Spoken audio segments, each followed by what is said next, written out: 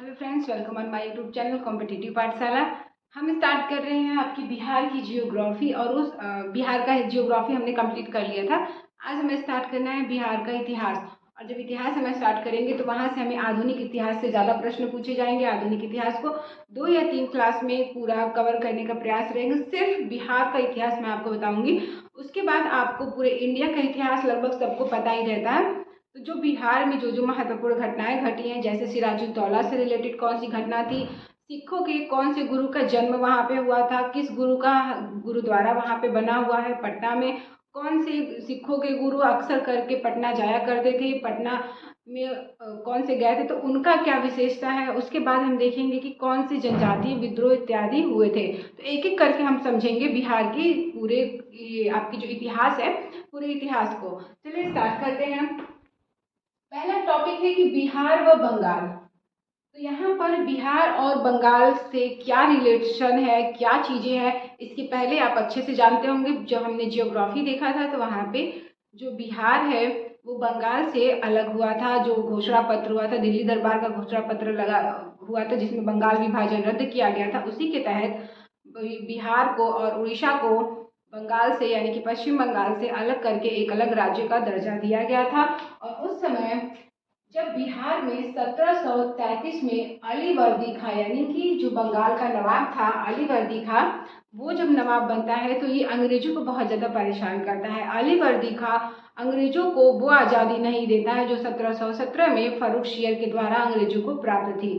तो यहाँ पर अलीवर्दी खां ने अंग्रेजों को बहुत ज़्यादा तंग किया था। उसके बाद 1733 से लेकर के 1756 तक अलीवर्दी खां का बंगाल में शासन रहता है, नवाब वो बना रहता है। जब अलीवर्दी खां की मृत्यु हो जाती है 1756 में, तो गद्दी पर बैठता है सिराजुद्दौला। सिराजुद्दौला गद्दी पर बैठने के बाद पहला काम वो करता है काल कोठरी की घटना। आप लोगों ने अच्छे से सुना होगा। काल कोठरी की घटना 1756 को घटित होती है और इस घटना में सिराजुद्दौला ने किया क्या था कि 146 अंग्रेजों को एक कोठरी में बंद कर दिया गया था। 20 जून 1756 को इसने 146 सैनिकों को, अंग्रेजी सैनिकों को कालकोठरी में बंद किया। और जब 23 जून 1756 को यह दरवाजा खोला गया तो उसमें केवल 23 अंग्रेज बचे हुए थे। 123 अंग्रेजों की मृत्यु हो गई थी। टोटल अंग्रेज थे कितने? 146 अंग्रेज थे। 146 अंग्रेजों में से 23 अंग्रेजों, सिर्फ और सिर्फ 23 अंग्रेज बचे थे। 123 अंग्रेज की मृत्यु हो गई थी, जिसमें से एक अंग्रेज जिसका नाम है हॉलवेल, वो यहाँ से भाग फरार हुआ था। बाकी जो 22 बचे थे उसको भी सिराजुद्दौला ने निपटा दिया था। लेकिन यहाँ पे जो एक बचा था हॉलवेल, आपने इसका नाम सुना होगा, हॉलवेल, ये जो है यहाँ से फरार हो जाता है। फरार होने के बाद उस समय बंगाल का जो गवर्नर था, वायसराय गवर्नर था रॉबर्ट क्लाइव, उसके पास ये जाता है और इस काल कोठरी की पूरी घटना को विस्तार पूर्वक बताता है कि ऐसा है रॉबर्ट क्लाइव जी कि हमारे यहाँ जो हमारे अंग्रेज सैनिक थे 123 सैनिकों को, ये देखिए सिराजुद्दीन दौला की इतनी बड़ी वो हो गई है हस्ती, इतना बड़ा वो अपने आप को नवाब समझ रहा है कि उसने हमारे 146 सैनिकों को बंद कर लिया, जिसमें से उसने मुझे भी बंद किया हुआ था। किसी तरीके से मैं भागा। आप एक काम करिए, आप जाइए और सिराजुद्दौला से युद्ध करिए, उसको मारिए, क्योंकि वो बहुत ही क्रूर इंसान है। इस तरीके से हॉलवेल ने अपनी इस काल कोठरी की पूरी घटना को विस्तार पूर्वक रॉबर्ट क्लाइव के पास सुनाया। और रॉबर्ट क्लाइव ने किया क्या, ठीक एक साल बाद, क्योंकि उसको भी तो योजना बनाने के लिए टाइम चाहिए। हालांकि जो बंगाल का नवाब था सिराजुद्दौला, वो भी अपने आप में बहुत ही शक्तिशाली था। जाहिर सी बात है, जो उस टाइम में अंग्रेज 146 अंग्रेजों को बंद करके रखा था, तो वो अपने आप में तो कट्टर रहा ही होगा। तो इस तरीके से रॉबर्ट क्लाइव को एक साल पूरे पूरे लगते और ठीक 23 जून 1757 को प्लासी नामक स्थान पर प्लासी का युद्ध होता है। 20 जून 1756 को कालकोठरी की घटना घटित हुई, जिसमें 146 सैनिक अंग्रेज को पकड़ा था, 23 अंग्रेज बचे, बाकी 123 मर गए, जिसमें से हॉलवेल भाग गया और पूरी कहानी सुनाया रॉबर्ट क्लाइव को। और 23 जून 1757 को प्लासी का युद्ध होता है। किसके किसके बीच में होगा ये युद्ध? जाहिर सी बात है रॉबर्ट क्लाइव के बीच में होगा और जो बंगाल का नवाब होगा सिराजुद्दौला के बीच में होगा। तो सिराजुद्दौला दौला और रॉबर्ट क्लाइव के बीच में प्लासी का युद्ध होता है। ये प्लासी के युद्ध में हालांकि सिराजुद्दौला की मृत्यु हो जाती है। तो इस तरीके से यहाँ पर उनकी मृत्यु हो जाएगी। किसकी मृत्यु हो गई? सिराजुद्दौला की। सिराजुद्दौला की मृत्यु हो गई और यहाँ पर अंग्रेजों का जो प्रभुत्व है वो बंगाल पर भी बरकरार होने लगा। अब उसने बंगाल के नवाब को मार दिया, तो रॉबर्ट क्लाइव ने बंगाल के नवाब को जब मार दिया तो उसको लगा कि अब मैं यहाँ पे अपना शासन कर सकता हूँ, क्योंकि जब तक अली वर्दी खां था तब तक हम यहाँ पे कुछ कर नहीं पा रहे थे। अब सिराजुद्दौला आया था तब भी हम नहीं कर पा रहे थे, हमने इसको यहाँ से कट लिया, निकाल दिया, मार दिया, तो अब हम यहाँ पर आराम से अपना राजपाट कर सकते हैं। तो इस तरीके से पूछा जाता है कि अंग्रेजों का जो एक होता है ना कि प्रॉपर बिहार और बंगाल में संप्रभुत्व कब स्थापित हुआ, तो यही प्लासी के युद्ध से अब अंग्रेज वहाँ पे अपनी प्रभुसत्ता स्थापित करने में कामयाब हो जाते हैं। उसके बाद आगे घटित होती है 1764 का बक्सर का युद्ध। बिहार के बक्सर नामक स्थान पर बक्सर का युद्ध होता है 1764 ईस्वी में, और यह युद्ध होता है सुजाउद्दौला, मीर कासिम तथा शाह आलम द्वितीय ये तीनों आपस में एकजुट होकर लड़ते हैं और अंग्रेजों की तरफ से हेक्टर लगता है। हेक्टर मुनरो अंग्रेजों की तरफ से अंग्रेजी सेना का नेतृत्व करता है। तो और यहाँ पर ये तीनों पराजित हो जाते हैं, तो इन तीनों को अपने अपने हिसाब से सजा वजा दी जाती है। हालांकि बक्सर के युद्ध में भी अंग्रेजों की विजय होती है। एक तो यहाँ पर वो जीत गए 1757 की प्लासी के युद्ध में, अपनी पूरी संप्रभुत्व को स्थापित कर लिया, और वहीं ये दोबारा जीतते हैं 1764 की बक्सर के युद्ध में। फिर 1765 में इलाहाबाद की संधि होती है। दो इलाहाबाद की संधि होती है, एक 12 अगस्त 1765 को, एक 16 अगस्त 1765 को। और इसी इलाहाबाद की संधि यानी कि 1765 में ही बंगाल में द्वैत शासन लगा दिया जाता है रॉबर्ट क्लाइव के द्वारा। बंगाल व बिहार में द्वैत शासन लग गया। कौन लगाया? रॉबर्ट क्लाइव लगाया। 1764 में अंग्रेजी सेना का नेतृत्व किसने किया था? तो हेक्टर मुनरो ने किया था। अब हम आएंगे, इतना था आपके बंगाल और बिहार से स्टार्टिंग में कि किस तरीके से अंग्रेजों का माहौल वहाँ पे बना होगा। अब हम चलेंगे बिहार व सिख धर्म। बिहार में सिख धर्म, गुरु नानक व तेग बहादुर अक्सर जो सिखों के गुरु थे, पहले सिखों के गुरु नानक और सिखों के 9वें गुरु तेग बहादुर, अक्सर वो बिहार पे भ्रमण के लिए आया करते थे। तो इस तरीके से तेग बहादुर भ्रमण करते करते पटना वगैरह से होते हुए, वो अपनी वाइफ के साथ ही आए थे, तो पटना से होते हुए असम से जब वो वापस लौट रहे थे, तो वहीं पटना नामक स्थान पर हरमिंदर सिंह गुरुद्वारा के नाम, जो हरमिंदर सिंह गुरुद्वारा है, वहाँ पर इनका निवास स्थल भी रहा करता है। तो वहाँ पे ये रुकते थे, विश्राम इत्यादि करते थे। तो वहीं पर जन्म होता है गुरु गोविंद सिंह का। तो प्रश्न पूछता है कि ऐसे कौन से सिख गुरु हैं जिनका जन्म पटना में हुआ है? तो सिखों के 10वें गुरु गोविंद सिंह का जन्म 1666 ईस्वी में पटना नामक स्थान पे हुआ था। और जिस जगह हुआ वहाँ पर इस समय वर्तमान में एक गुरुद्वारा बनाया गया जिसका नाम है हरमिंदर सिंह गुरुद्वारा, पटना में अवस्थित है। खालसा पंथ की स्थापना 1699 में इन्हीं ने ही किया था। गुरु गोविंद सिंह ने ही खालसा पंथ की भी स्थापना 1699 में किया था। बिहार के पटना में 10वें गुरु सिख गुरु गोविंद सिंह का जन्म 1666 ईस्वी में हुआ। चीजें यहाँ पे मैं सारा लिख नहीं सकती थी, इसीलिए टॉपिक पॉइंट लिखा हुआ है और उसी को एक्सप्लेन करने की कोशिश कर रही हूँ। आगे है कंपनियों का आगमन। ये पॉइंट है कि हरमिंदर सिंह गुरुद्वारा कहाँ स्थित है? पटना में स्थित है। क्यों ये गुरुद्वारा फेमस है? क्योंकि यहाँ पर सिखों के 10वें गुरु का जन्म हुआ था 1666 में। खालसा पंथ की स्थापना कई बार प्रश्न में पूछा हुआ है, तो 1699 में हुआ था, ये भी आपका इम्पोर्टेंट है। आगे चलेंगे, कंपनी का आगमन किस प्रकार से हुआ? बिहार में कंपनियां कौन सी सबसे पहले आई? क्योंकि हमने पढ़ा था अभी तक कि पूरे भारत में पुर्तगाली आए, फिर डच आए, पुर्तगाली आए, डच आए, अंग्रेज आए, डेनिश आए, फ्रांसीसी आए, लेकिन बिहार में सबसे पहले कौन आया? तब भी हमारा जवाब यही होगा कि बिहार में भी सबसे पहले पुर्तगाली ही आए थे। बिहार में भी कौन आया सबसे पहले? पुर्तगाली आए। बिहार में सर्वप्रथम पुर्तगाली आए। बिहार अपने सोरा उत्पादन के लिए बहुत ही ज़्यादा प्रमुख था। बिहार में जो आपके उधर का क्षेत्र है, सारण का क्षेत्र है, और समस्तीपुर ऊपर के जो है इस कॉर्नर में समस्तीपुर, सारण, दरभंगा, मुजफ्फरपुर इत्यादि क्षेत्रों में सोरा उत्पादन के लिए बिहार बहुत फेमस था। तो अंग्रेजों को ऐसा लगा कि बिहार में, या फिर अंग्रेज पुर्तगाली डेनिश जो भी थे, उनको ऐसा लगा कि बिहार में सोरा बहुत ही अच्छे तरीके से उत्पादित हो जाता है, और सोरा से वो क्या बनाते थे, बम बारूद इत्यादि गोली वगैरह से बनाते थे। तो इस वजह से वो सोरा की वजह से वहाँ पे अपना अधिकार करने की कोशिश की कि जिसका बिहार पे अधिकार रहेगा वो सोरा का उत्पादन करेगा, सोरा के उत्पादन में वो आगे रहेगा, वो बम इत्यादि बनाएगा, लोगों को उड़ाएगा। तो इस वजह से उन्होंने यहाँ पर आक्रमण किया सोरा के लिए। और सोरा किन क्षेत्रों में मिलता है, बक्सर, सारण, भोजपुर, बक्सर, सारण, आपके समस्तीपुर, दरभंगा, और जो ये सीतामढ़ी इत्यादि क्षेत्र है, वहाँ पर ये सारा चीज सोरा इत्यादि मिलते हैं। 1632 में पटना में डचों ने अपनी पहली फैक्ट्री लगाई। डच ने 1632 में लगाया और अंग्रेजों ने अपनी फैक्ट्री 1620 में पटना में अपनी फैक्ट्री लगाई, लेकिन इनको सफलता नहीं मिल सकी। हालांकि आप आओगे, फैक्ट्री लगाओगे तो कोई आपको रोकेगा नहीं। तो जो वहाँ का नवाब था बंगाल का, उसने बिहार का, बंगाल का, तो उसने इन लोगों को रोका। 1620 में फैक्ट्री तो लगा दिया, लेकिन पूर्ण अधिकार इनको प्राप्त नहीं हुआ।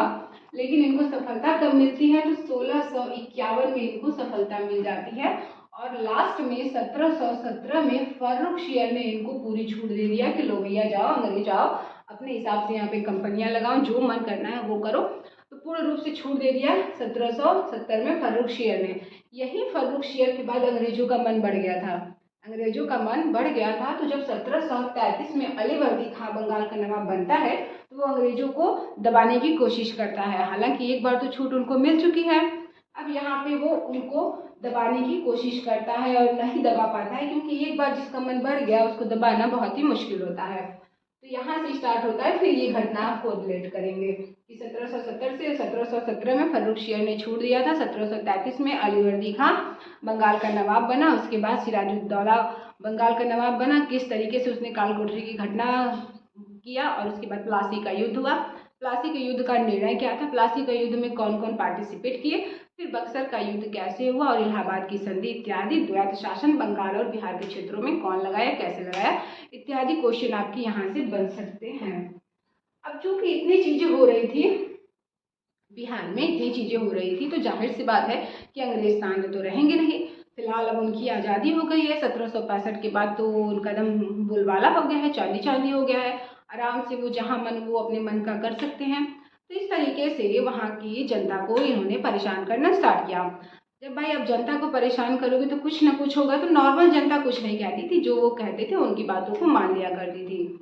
जब उन्होंने जनजातियों को टच में परेशान करना स्टार्ट किया, और जनजातियों की एक खूबी ये होती है कि जब तक आप उनको नहीं छुओगे, जब तक आप उनको नहीं खदेड़ोगे, तब तक वो आप पर कोई भी ऑब्जेक्शन नहीं करेंगे। कोई भी आपसे, आप अपना करो, खाओ, मरो, जो करना है करो, वो अपना अपने जंगल में, अपनी जनजाति में, अपने एक समुदाय में बहुत खुश रहते हैं। लेकिन अंग्रेजों से बर्दाश्त नहीं होता था। उनको लगता था कि ये सब मेरा बात नहीं सुन रहे हैं। भाई जो सत्ता में आ गया, जो पावरफुल हो गया, वो तो किसी को भी परेशान करने की कोशिश करेगा। तो उन्होंने जनजातियों को परेशान करना स्टार्ट कर दिया, और बिहार में कुछ प्रमुख जनजातीय आंदोलन स्टार्ट हो गए। जैसे उन आंदोलनों का एक क्रम है। सबसे पहले तमाड़ विद्रोह स्टार्ट हुआ। तमाड़ विद्रोह 1789 से 94 तक चला। दूसरा चेरो विद्रोह 1800 से। हो विद्रोह स्टार्ट हुआ 1820-21 में। कोल विद्रोह स्टार्ट हुआ 1831-32 में। हालांकि ये चारों आपके बहुत ही कम पूछे गए हैं कोल से। ये चारों का ऑर्डर लगाने के लिए आपसे प्रश्न बन सकता है कि निम्न में से कौन सा जनजातीय विद्रोह पहले हुआ था और क्या इसकी टाइम पीरियड है, इसलिए ये आपका इम्पोर्टेंट है। आगे संथाल विद्रोह, मुंडा विद्रोह, ताना भगत विद्रोह इत्यादि बहुत ही इम्पोर्टेंट है। एक आपने सुना होगा नोनिया विद्रोह। तो एक एक करके मैं समझाने की कोशिश करती हूँ। तमाड़ विद्रोह कब स्टार्ट हुआ, 1789 से 94 में यह विद्रोह स्टार्ट हुआ। तो वहाँ का जो जनजाति जो थी, तो उनका जो हेड था, जो जमींदार था, उसने अंग्रेजों से हाथ मिला लिया। जब अंग्रेजों से हाथ मिलाया तो जो तमाड़ जनजाति थी वो काफ़ी ज़्यादा आक्रोश में हो गई और गुस्से में हो गई, और उसने वो विद्रोह स्टार्ट किया था यहाँ के जमींदारों के खिलाफ। भाई जमींदार जो थे, जिसको हम कर्ता धर्ता मान रहे हैं, जिसको हम अपना हेड मान रहे हैं, मुखिया मान रहे हैं, जब वो अंग्रेजों से हाथ मिला लेता है, तो इस वजह से जो वहाँ की जनजातियाँ थी, उन्होंने वहाँ के जमींदारों के विरुद्ध ही आंदोलन स्टार्ट कर दिया, विद्रोह स्टार्ट कर दिया। हालांकि अंग्रेजों के द्वारा ये विद्रोह दबा दिया गया। जब तमाड़ विद्रोह चल रहा था, तो ठीक उसी समय बिहार में जब सोरा के लिए वहाँ पे लोग अपनी फैक्ट्रियाँ लगा रहे थे, तो सोरा का उत्पादन करने में बिहार में सबसे ज़्यादा नोनिया जनजाति बहुत ही महत्वपूर्ण थी। तो नोनिया जनजाति जब सोरा के लिए, क्योंकि ये सोरा का उत्पादन करते थे, बेचते थे 100 रुपया में। अब अंग्रेज आ गए और इन्हीं से सोरा का उत्पादन करवाते थे और 10-15 रुपया के हिसाब से लेते थे। तो यहाँ पर इनका बहुत ही ज़्यादा लॉस होता था। इस वजह से नोनिया जनजाति ने विद्रोह स्टार्ट कर दिया। और यह विद्रोह क्यों स्टार्ट हुआ? तो सोरा उत्पादन के लिए यह विद्रोह नोनिया जनजाति के द्वारा अंग्रेजों के खिलाफ चलाया गया था। सेम इसी टाइम तमाड़ विद्रोह और उधर नोनिया विद्रोह चल रहा था। दूसरा है चेरो विद्रोह।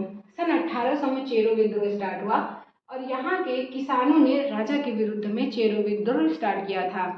जो किसान थे, जो किसान की एक कमेटी का राजा होता है, हालांकि सब में आप देखेंगे तो कारण सेम होता है, क्योंकि अंग्रेज जमींदारों को, किसानों को, राजाओं को परेशान करते थे और वो आपस में ही अपने मुखिया से विद्रोह कर लेते थे। तो चेरो विद्रोह किसानों ने राजा के विरुद्ध किया था सन 1800 में। तीसरा है हो विद्रोह 1820 से 21 में। ये हो विद्रोह झारखंड के सिंह भूमि के क्षेत्रों में किया गया था और यह राजा जगन्नाथ के विद्रोह किसानों के द्वारा हो विद्रोह को किया गया था। कहाँ किया गया था? सिंह भूमि में। किस राजा के विरुद्ध? तो राजा जगन्नाथ के विरुद्ध। किसने किया? तो आपके किसानों ने किया। कब किया? 1820-21 के टाइम पीरियड में किया। आगे है कोल विद्रोह। कोल विद्रोह 1831-32 में छोटा नागपुर के पठार इत्यादि के क्षेत्रों में स्टार्ट होता है। जब यह कोल विद्रोह स्टार्ट हुआ था उस समय इस विद्रोह का नेतृत्व बुद्धू भगत करते हैं।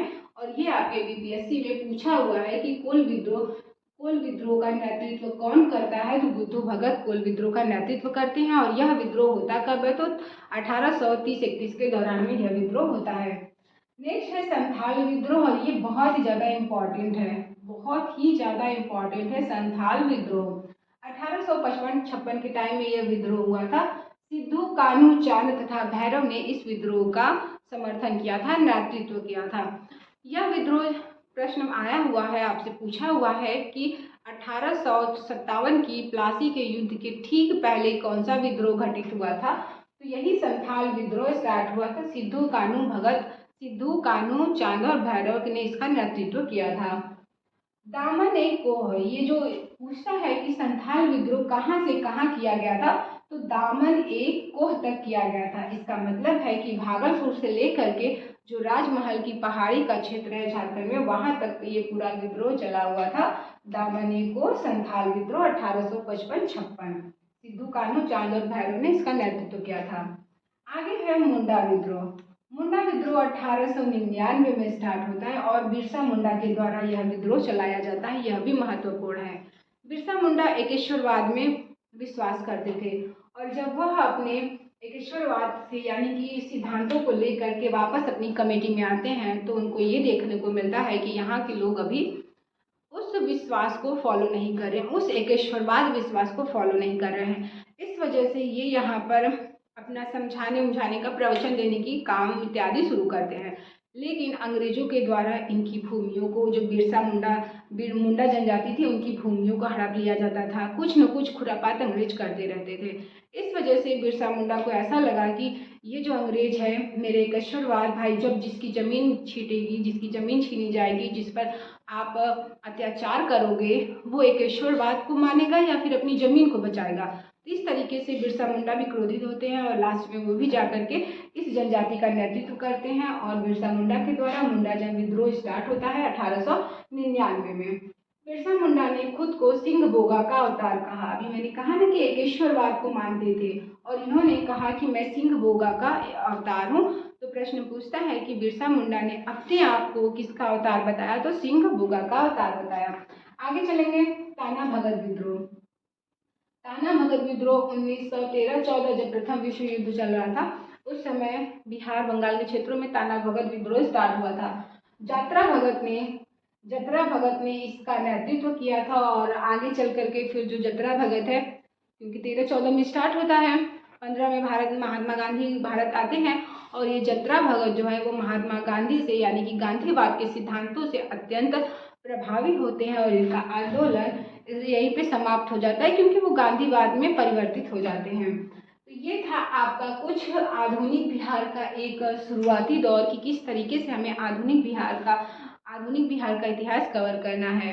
1800 ये आपकी जो बंगाल और बिहार का क्षेत्र है, बंगाल व बिहार में 1733 में अलीवर्दी खां, रिवीजन कर लीजिएगा एक बार, 1733 में अलीवर्दी खां की कहानी पढ़ेंगे। फिर उसके बाद इनकी मृत्यु होती है तो सिराजुद्दौला बैठता है गद्दी पर, कालकोठरी की घटना घटित होती है, प्लासी का युद्ध घटित होता है, फिर उसके बाद बक्सर की लड़ाई होती है और 1765 में द्वैत शासन बंगाल और बिहार में रॉबर्ट क्लाइव के द्वारा लगा दिया जाता है।